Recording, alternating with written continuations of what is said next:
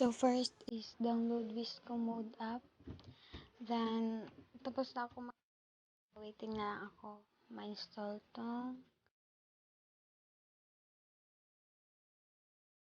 Wait lang tayo konti kasi ang loading. And loading talaga. Wait, just install na guys. Yun, dito na tayo sa VSCO. So may continue with Google. So mag-create ka muna ng account. So pinili ko is Google lang. Then pagkatapos, allow ko muna to.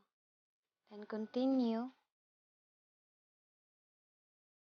May makikita kang parang plus sign. Then hanap tayo ng video.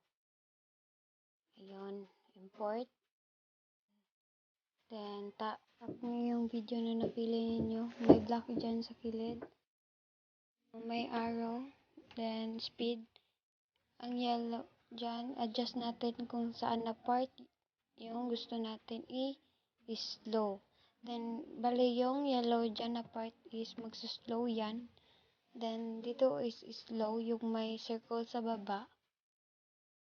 Yan ang smooth. Then, slow dito. Then, sa right is fast. So, balik natin dito. Yan, mag-slow na yan sa yellow na part. Then, pwede mo na yan i-export.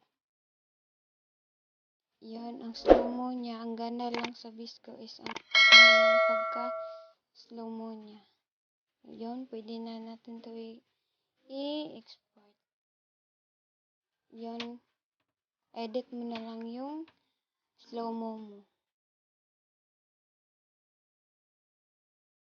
Yun, thank you guys for watching my video. Sana maintindihan niyo.